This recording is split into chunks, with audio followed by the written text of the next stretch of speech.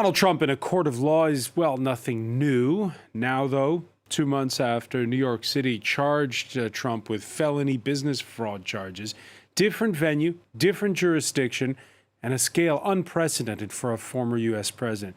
Federal prosecutors in Miami arguing that stashing and concealing top-secret documents that contain purportedly nuclear and military secrets after leaving office is nothing short of a violation of the U.S.'s Espionage Act. Yet despite damning evidence, Republican voters, even those who oppose Trump's third run for president next year, overwhelmingly believe it's a political witch hunt. Does loyalty matter more than the law? And what to make of threats of violence against Joe Biden's Justice Department? This in the wake of the January 6, 2021 storming of the U.S. Capitol and that bid to try to overturn the last election result in a presidential cycle. We'll ask whether it's just talk and, more broadly, how rule of law is going to weather the renewed threat of political violence. Why now? Will the U.S. and its 2 centuries-old democracy come out of all this weaker or stronger? Today in the France 24 debate, we're looking at the federal case against Donald Trump. And joining us from Miami, where it's all happening, France 24 correspondent Kerry Lake. Thanks for being with us. Thank you, Francois. Happy to be here. From Stanford, California, David Celesteinski, professor of law at Stanford University's Criminal Justice Center. Welcome to the show. Thank you. Happy to join you. From Phoenix, Arizona, we welcome back Republican strategist Dan Hazelwood, president of Targeted Creative Communications. How are you?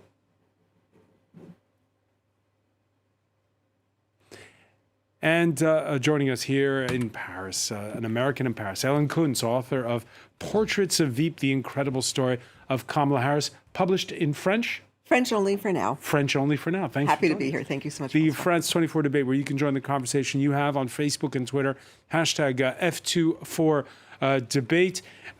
Kerry, we were quipping earlier about how perhaps we've seen this movie before. What there was that big buildup on the day Donald Trump was indicted in Manhattan back in April. What's the scene like where you are right now? Well, the crowds are arriving here in front of the Miami Federal Courthouse. They're gathering. There are a lot of people, mostly supporters of Donald Trump, but also people who are here to protest against the former U.S. president. So far, it's all relatively calm. They've been exchanging words, but besides that, nothing really of note. There's a heavy police presence. There are police officers patrolling. There were also some bomb-sniffing dogs that were around, helicopters hovering above. But the Miami police, sticking to its initial plans, they had said, we're not going to close off the streets around the courthouse, and the traffic is still going on as we speak. They also said no barricades around the courthouse. You can see behind me that yellow tape, the police line, do not cross. That's basically the only barrier between us and the public and the courthouse behind me. So right now, everything is all going according to plan. Miami police did say, though, that they were ready for anything to happen here. They were ready. They had the resources for up to 50,000 people and, of course, ready if something were to happen. But right now, it's really people, as the Miami police chief had said, expressing their First Amendment right.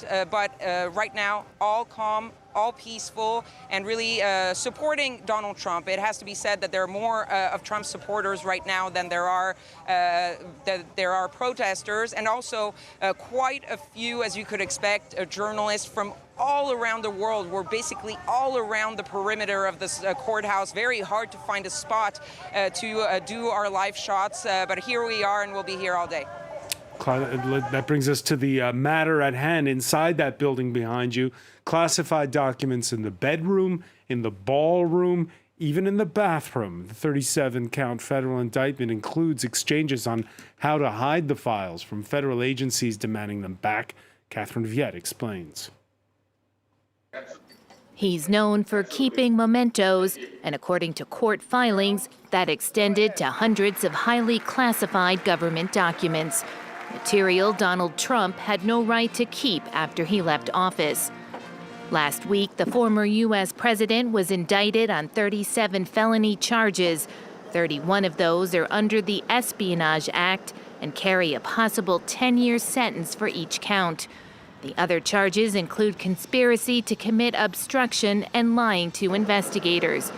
The 49-page charging document lays out the details of the government's case. It says that classified materials were stored at Trump's Mar-a-Lago, Florida home in areas that were not secure, including a bathroom, ballroom, bedroom, and shower. The documents Trump took contained classified information about the country's nuclear program, spy satellites, and the defense and weapons capability of the U.S. military and foreign governments. They were compiled by various agencies, including the CIA, the NSA, and the Department of Defense.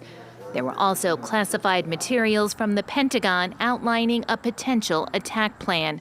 Prosecutors have accused Trump of obstructing the FBI investigation into the missing documents by instructing his personal aide, Walt Nauta, who was also facing charges, to move the boxes to hide them, and telling his lawyers to conceal or destroy the documents. The indictment includes a conversation with Trump's lawyers about the subpoena, in which he said, "What happens if we just don't respond at all? Wouldn't it be better if we just told them we don't have anything here?" Prosecutors also have audio tape of Trump boasting about holding on to the classified material. The former president is accused of showing the documents on 2 occasions at his New Jersey golf club to other people lacking the proper security clearances. Trump has dismissed the charges as a political witch hunt and vowed to continue his campaign for president, whatever the outcome. David Celesteinski, what was your reaction reading that indictment? It's stunning. The general outline of the allegations are what we've been expecting for some time, but the wealth of detail about how serious the documents were, how sensitive the documents were that Trump had retained, the details about the lengths to which he went to mislead federal investigators and to obstruct the investigation and efforts to retain the documents. And finally, the evidence documenting his knowledge of the fact that he was holding on to sensitive documents that he was entitled to have. All of that is stunning and highly incriminating. Which is the most stunning of those charges for you? I would say a combination of how seriously sensitive the documents were, the revelation that there is an audio tape of Trump boasting that he had sensitive military documents that he wasn't entitled to have, and the allegations that he directed his attorney to lie to the government and possibly to destroy documents so that the government wouldn't find them. Is there any precedent for this? A former president taking some of his homework after he leaves office? No, there's precedent for former federal officials having documents in their possession that they're not entitled to have. There's no precedent for a former president having so many sensitive documents and going to such lengths to resist efforts by the government to reclaim them. Dan Hazelwood, how do you explain it? I'm not going to try and explain the psychology of Donald Trump. That's a fool's errand for all of us. I think we're all impressed by the detail of this indictment. I think that is distinctly different from what we saw in the New York indictment that was on state charges. It's an impressive document in the detail and the fact that they have records basically with Trump acknowledging that he knew what he was doing is the other new fascination here. Usually the critique or comment on Trump is he's convinced himself that what he's doing is he's permitted to do. Well, this time, which I think a lawyer argues has legal impact, is that he knows what he's doing is wrong, but he did it anyway. Politicians the world over, they like to keep files in the vault. They like to keep files on their opponents. They like to keep things they can parlay for some kind of leverage. What do you think this was about? Well, you think about Trump, and everybody's theory is he just liked to be a show-off. I mean, that's kind of who his personality is, and he wanted to brag and have this, and he wanted it as proof that he was an important individual who had serious things. That's the theory behind him. It's hard to speculate on the motivation. The trouble here, or the problem here, is as Trump's former attorney general said, a person who's not a Trump, he's allied with Trump, said it's like had Trump, when they came calling and said, we think you have these documents, if he turned them back over, this all would not exist. And that is sort of both the basis of these charges and, frankly, the shocking, walking into criminal jeopardy here. Helen Koontz, it's a former U.S. president who famously said, Richard Nixon, that it's not the crime that will get you, but the cover-up. Do you agree with Dan Hazelwood? If he just handed all this back, we wouldn't be here talking about it? Yes, I believe that the 16 months where the FBI was coaxing him, trying to work with his legal team to get these documents back, he had many, many opportunities to do so. I disagree a little bit with Dan because he said, well, he's just a show-off. But in this case, it's beyond being a show-off. When we first saw the pictures of a few documents strewn across a carpet, that was one thing. But given the volume of documents, on the one hand, and the fact that wealthy people, but also ill-intended people, can buy access to Mar-a-Lago through memberships, and the idea that there have been potentially thousands of people traipsing through, maybe meeting. Are you meeting. Suggesting you wanted to monetize these documents somehow? Sell them? Or? I think it's well within the realm of possibility that this was an effort to retain some type of power. And of course, there's a real need for him to monetize whatever he can. He has a lot of evidence of running websites that are pure grift. So we know that he and his families have a track record of being grifters. On that reporting that was CNN reported on, he's on tape, he says, I have these documents. I can't show them to you because they're top secret. Well, he couldn't show them to whoever was facing him then, but there was perhaps a different person with a different status who he'd be more than willing to show them to. So there's just a body of evidence that is really over the top, and I think this is a critical moment for Americans to step away a little bit, not so much focus on individual Trump, but ask ourselves what we're doing as a citizenry if we can't agree on this. Dan Hazelwood, just briefly on this, you agree with Helen Koontz that it could have been a ploy to down the line, maybe, perhaps, monetize this? This is the problem with critics of Donald Trump, is here we have a fairly persuasive legal document of wrongdoing. And now what's being suggested is all this potential monetizing, which we have no legal evidence for. It's all speculation. And that is what it makes Trump stronger, because he can beat the speculation. That's the game he wants.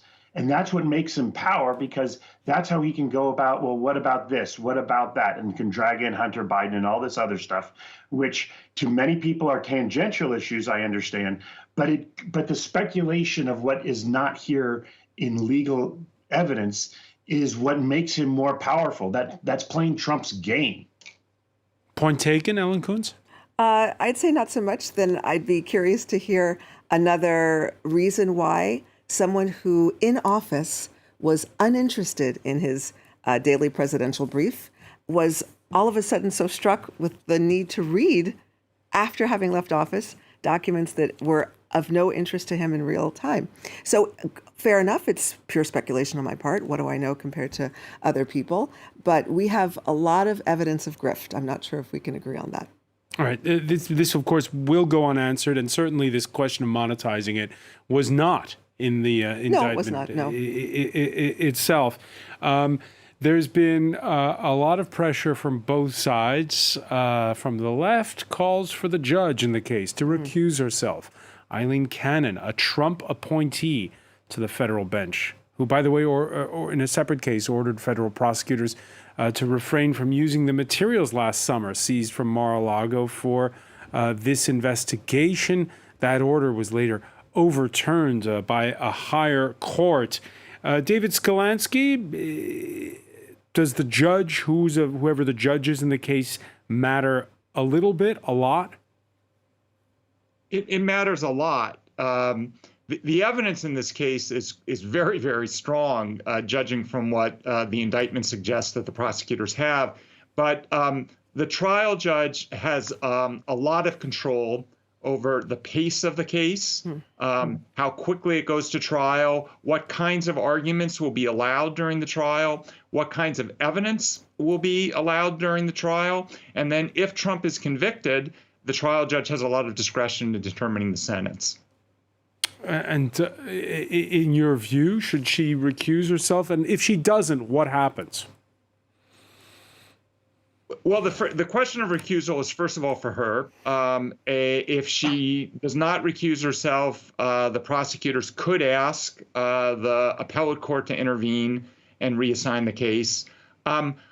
Whether she should recuse herself or whether the case should be reassigned, I think is arguable on both sides. The standard is whether a reasonable person could doubt that she's going to be fair and impartial. And the basis for raising concerns of that kind is the set of decisions that she made in connection with the search warrant that was issued at Mar-a-Lago. And like lots of people, I think that those decisions were really bad. I think the appellate court was right to reverse her. I don't know, though, that they are so bad that they suggest that she can't be fair and impartial here. Yeah, was she acting in a partisan fashion, or were they, as you say, bad just because she just made a wrong call?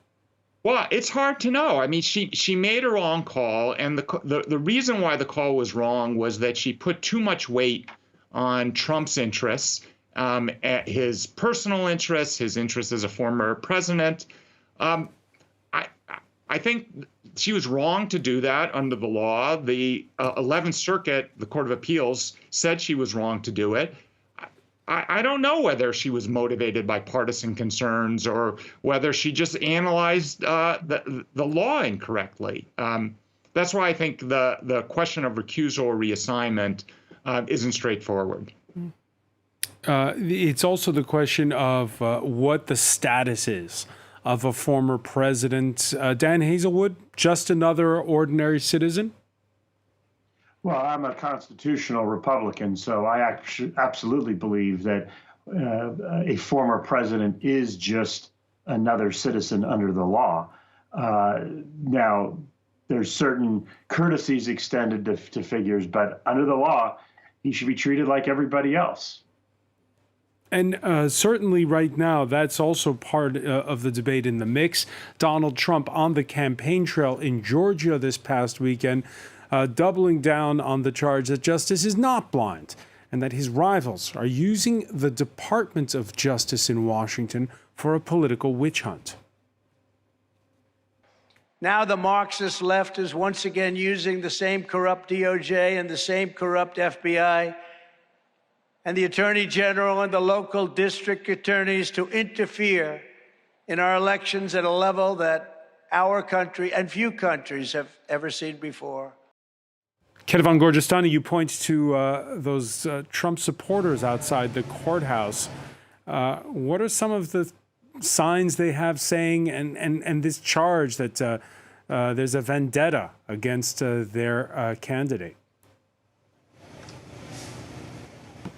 Well, they are, of course, repeating some of the things that Donald Trump has said. Hoax, political witch hunt. Those are some of the words that are coming back, as well as the weaponization, the politicization of the Department of Justice. These are things that we've been hearing, not just with this indictment, but with the previous indictment. It's really a main focus of Donald Trump to really rile up his supporters and really feeding into that idea that the Democrats are out to get a political rival ahead of the 2024 election.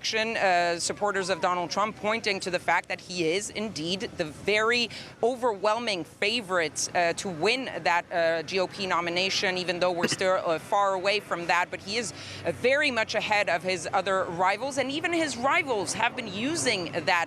Ron DeSantis, his number one rival, the closest one to him in the polls, he has avoided saying whether he supports Donald Trump or not. He instead focused this on the weaponization of the Department of Justice, attacking the Department of Justice, attacking the special counsel, Jack Smith. That was his angle of attack. It's not the angle of attack of everyone in the Republican race, but Ron DeSantis really doubling down on this. We've seen also supporters of Donald Trump in Congress who have really doubled down on this attack on the Department of Justice, calling it a sad day for the U.S. democracy and U.S. politics. But one other argument that Donald Trump has been making, especially in that speech in Georgia as well as in North Carolina, is this idea that somehow with the Presidential Records Act, he was allowed to take these documents and he was allowed to negotiate with the U.S. government as to which documents he was willing to return. That is absolutely false. The Presidential Records Act actually really presents this situation. The minute the President of the United States leaves the White House after losing an election or leaving office, these documents, these classified documents, are the property of the U.S. government. And Donald Trump has been repeating that. He posted it on his Truth Social just recently again. And that's also something that I've been hearing from Trump supporters. FYI, Kedevan, he's coming your way. We have live images of the U.S. president's motorcade making its way to that Miami federal courthouse.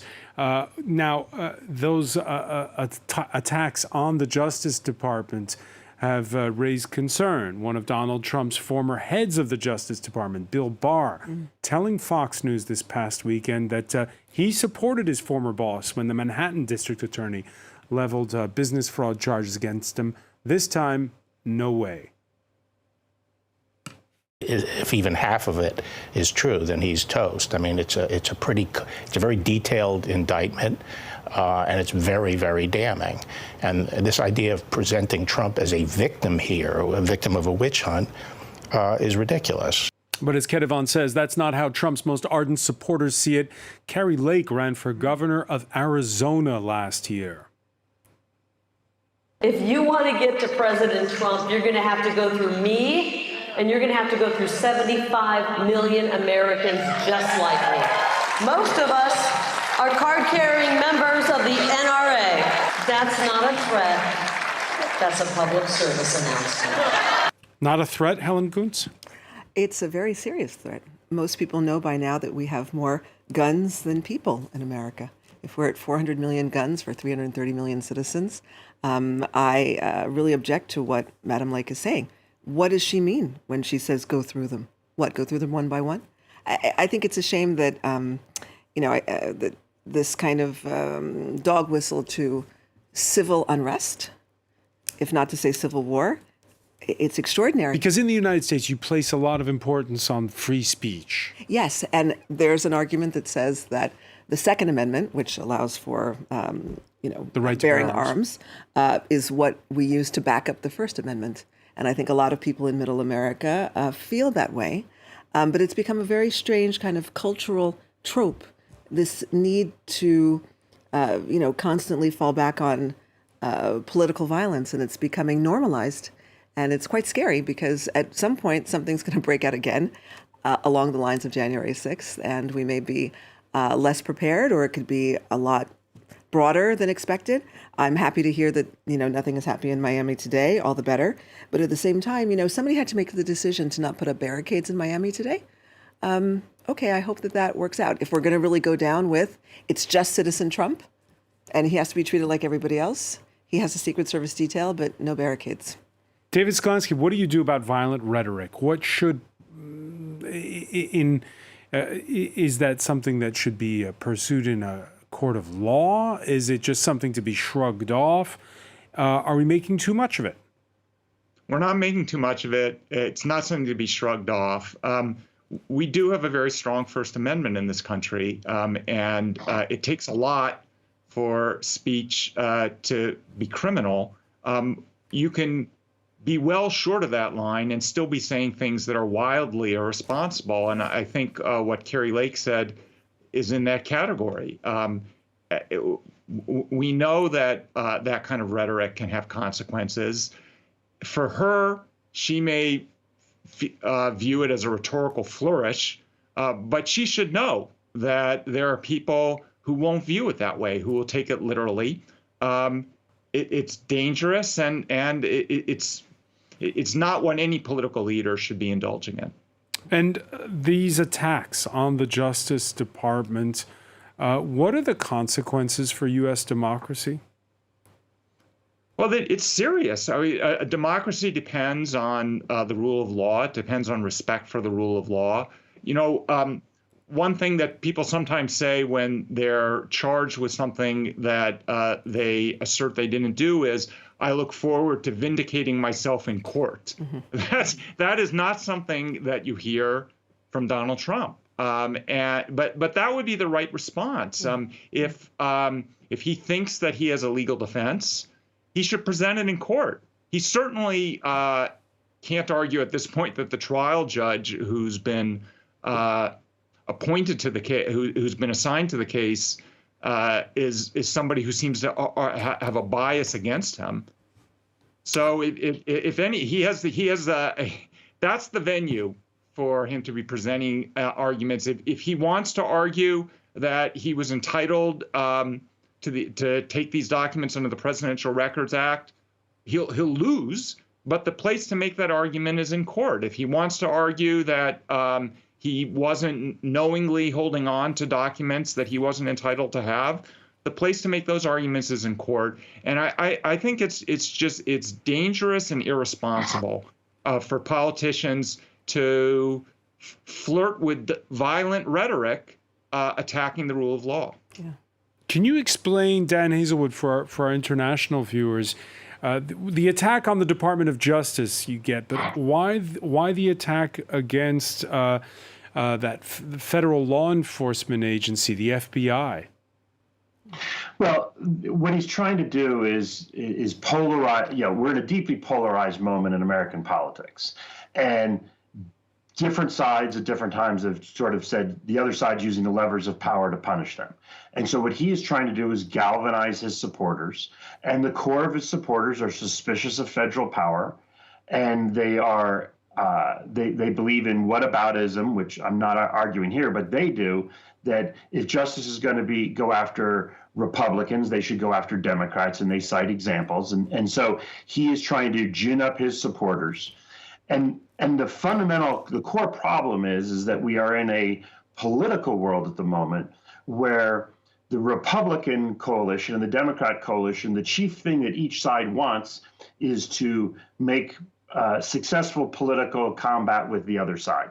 So by going to these specific examples, saying that the other side is abusing these sacred charges of government, goes to how evil the other side is. So it's a way of energizing the base of support. And sadly, there are cases throughout American history where, you know, federal law enforcement agencies have not acted appropriately. So there's some kindling, you know, generically in our culture in many different areas that says, oh, see, I can point to they did this then to that guy that you like. Now they're doing it to me. But it's been 50 years since the Watergate hearings and a U.S. president who resigned because basically politicians from both sides of the aisle agreed that he had to go. What's changed where we're at this point now where the former president is denouncing federal institutions? Well, one of the big changes is there are no longer the power brokers, the authorities within the political parties. Frankly, both parties have lost the stature internally of people that can go to a powerful individual and say, now is the time for you to be different. Now is the time you have to leave. There is no John Rhodes, who was a Republican leader from Arizona, who went to Nixon and said, you know, and Goldwater was there, an arch conservative, said, you got to go out. Part of that was Nixon was politically weak inside the Republican Party, particularly on the conservative wing, for all sorts of historical reasons we don't have time to go into right here. Trump had, partially because of the Gulf War and the collapse of the faith in the Republican establishment, there's no longer a Republican establishment leadership that can tell any Republican leader, least of all Donald Trump, you can't do something. That's what created Donald Trump. He came along and said, these guys made a mess of the world. I'm going to go in and fix it. And he waged the populist war, which there's always been these strains in American politics. He came at it from the right and conquered the Republican Party in the 2016 primary. So this is after the Iraq War, is what you're saying. Just a question: you mentioned we played that clip of Kerry Lake, who ran for governor where you are in Arizona. What have been the politics like this week since those remarks where you are? Well, her remarks have not been getting as much attention in Arizona media. It's gotten some, but it's actually just started to get to the local newspapers now. It's just sort of the time lag when you're sort of out in a state. Kerry Lake, when she ran for governor, the reason she's not governor, she should have won, but she had a long list of rhetoric that went too far. And there's lots of data that shows Republican voters defected from her and said, I'm not signing up for this. So that kind of rhetoric is getting her attention and eyeballs now in the press, but it cost her politically. And she's talking about running for U.S. Senate. And this rhetoric is not going to help her running for a potential U.S. Senate seat next year here in Arizona. So she can engage in it, but it's already proven, even in a conservative state like Arizona, to cost her, and it's just going to cost her more. Helen Koontz, Republicans underperforming in the midterm elections because of extremist rhetoric at times that turned to one of the reasons why they underperformed. Right now, though, when you look at the opening of this case against Donald Trump, could there be another January 6th moment in America? Sure. And I'd have to disagree with Dan because, I beg your pardon, but I think you yourself are dabbling in some whataboutism right now. When you say, Democrats and Republicans equally bad, equally guilty here. But what we see evidence of is that Democrats are still interested in governing when they have power and trying to uphold institutions. And I'd very much like to hear the chorus of Republicans who are going to just denounce what Kerry Lake said, if you see what I mean. I mean, she has a long way to speak because no one on her side is able or willing to say what she says is wrong, except from time to time Mitt Romney. So I disagree. I don't think beyond extremism, they're not interested in governing. They're interested in stoking culture wars, and it's gone quite a bit too far. How about that deal that was struck just recently to raise the debt ceiling in Congress? Yes, those are victories that should not be so hard won. Those types of victories used to be a lot more... There was a compromise there between Democrats and... Thank goodness. Yes, thank goodness. But there was so much at stake, and it had to come down to very extreme measures. So things that used to be, I'd say, run-of-the-mill congressional actions from the past are now headline news because it's so difficult to come by. And it's a shame. So it would be great to hear more Republicans absolutely come down hard and fast and serious about the words of someone like Kerry Lake, who, by the way, lost. David Celesteinski, I'll speak to Professor Celesteinski in this case. Has the perception of what rule of law is changed among your students in recent years? I'd say that my students have become more concerned about the rule of law and what it's going to take to preserve it. I don't sense in my students any greater suspicion that the rule of law is something that should be upheld. On the contrary, I think my students want to see it upheld, but they're worried about how they can do that, and they're worried about whether what we can do to maintain a judicial system that inspires confidence across the political divides. Any solutions, any answers as to, especially at the outset? Remember, this is not the last case against Donald Trump. There's other federal cases being mounted. Well, I guess I feel that a lot of what's driving the divisiveness and a lot of what's worsening our ability to respond to all kinds of problems is demonization of people on the other side of political divides. I think the reason why Trump is in a different position than Richard Nixon is partly because they have different. That Trump is more politically powerful than Nixon was for exactly the reasons that Dan was discussing. But we're also in a moment now where there's a much more apocalyptic perspective by people on both sides of the political spectrum. There are many more people who think that it's apocalyptic to imagine the other side winning. There are lots of Americans who don't buy into that. But I think for a lot of people, no matter how bad Donald Trump is, he's better than the prospect of a Democrat holding office. So I think that we need to work to get past that, and we need to, and part of that starts by not demonizing people on the other side, and working to rebuild the levels of trust and confidence that are necessary for a political system to accommodate and work for people of different views and backgrounds and values. And of course, this conversation is cogent to a presidential election, which is due to take place next year. A CBS News YouGov poll among Republican-leaning voters points to support for Trump actually increasing in the past days as a result of this federal indictment. It's the view of Trump among Republican voters, this poll, improving for the better 14% more, for the worse only 7% more, so twice as many. Strong among Republican voters, as you see. Only 38% of them see it as a national security risk if Trump privately keeps military secrets.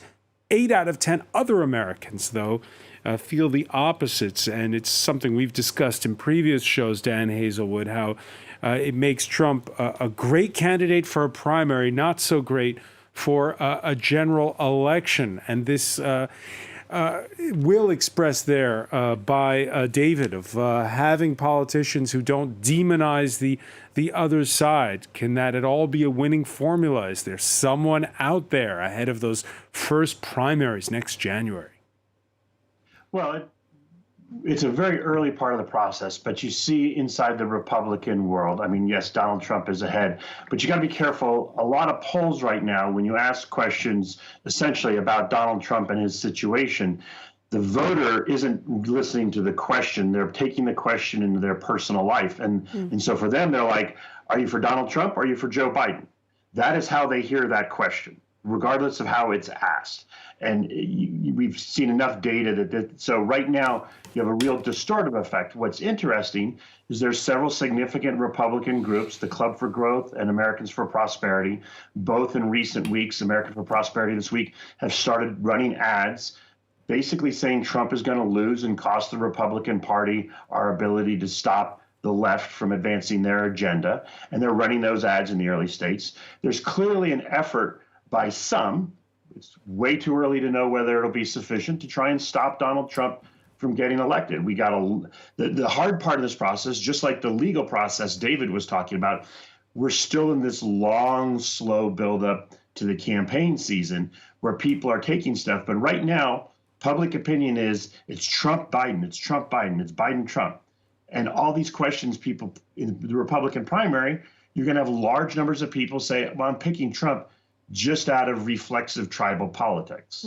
So if the general public, and particularly there still are independent voters in the middle, see that it is outrageous to keep military secrets in your bathroom, is that, and are Democrats ready, Helen Koontz, if it's not Biden versus Trump, but Biden versus someone else? I think Biden versus someone else is still a winning ticket, because we have evidence that Mr. Biden can beat Mr. Trump, and he's the front runner, so it would have to be a very strong candidate to emerge, someone who could cross over the middle. That would be amazing to see. I have in my lifetime voted We're Republican. watching as we speak live images there of the motorcade arriving in Miami. And I'm just going to interrupt you for a second. Kedevan, from your vantage point, what do you see?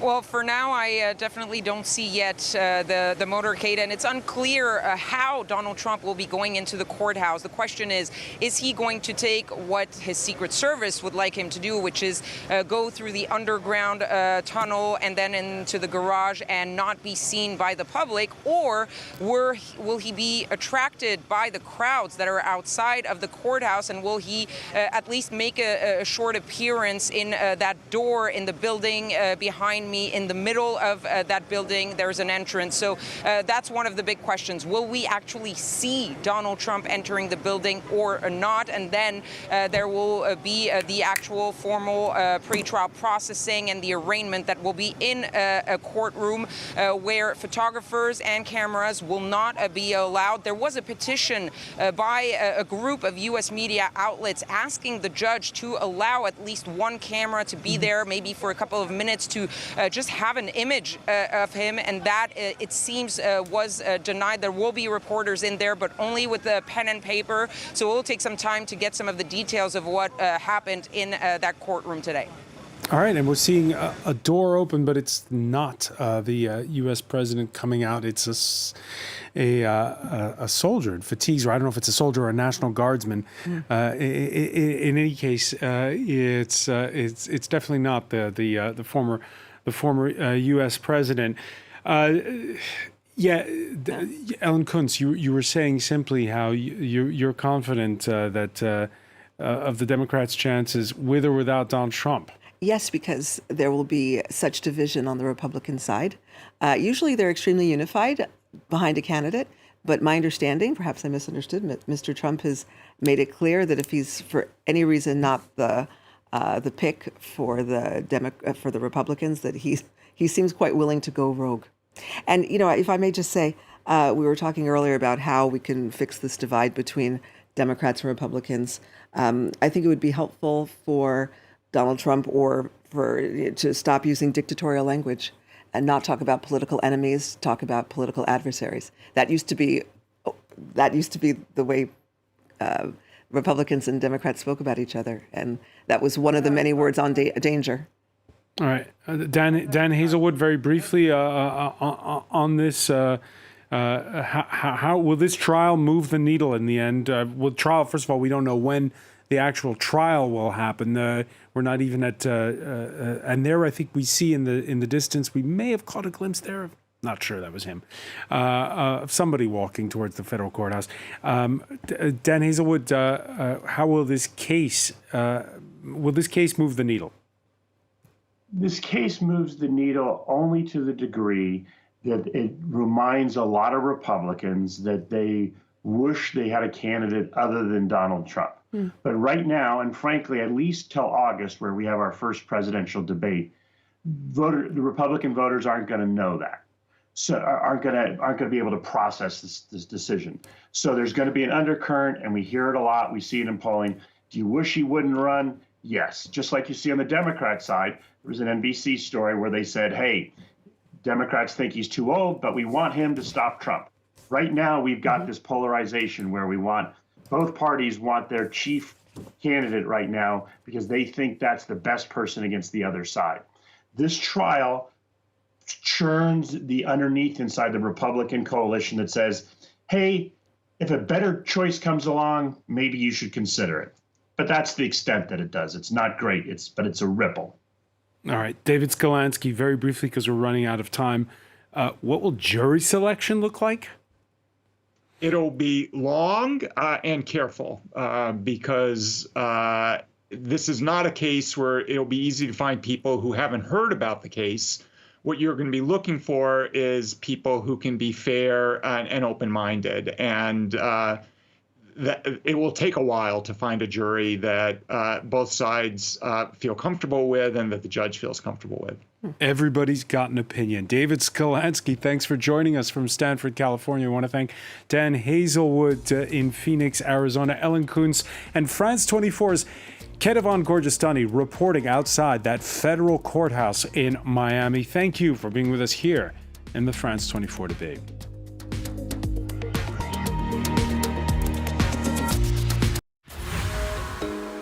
Con alegría siempre. Me gusta Francia 24 horas porque nos enteramos de las noticias de Europa, de América Latina y de todos lados. Nos gusta mucho la cultura francesa. The world is ever changing. The news doesn't wait. That's why at France 24, we'll always be there to help make sense of world events. For the best international coverage, 24 hours a day, no matter what, France 24 is with you everywhere, all the time. Liberté, égalité, actualité. A recruitment ground for ISIS in the heart of the Caribbean. Over the last few years, more than 130 people have signed up to the jihad in Trinidad and Tobago. They went for this utopian idea. There was this establishment of an Islamic State. Involving their families. I asked my husband to come home and he was against. And the guy told me that I could get my neck cut off. They could kill me for that. And with no hope of ever returning. We have a child that is, the youngest is 3 years old, that was born in the camp over there. The only life that child knows is growing up in a tent. Reporters on France 24 and France24.com.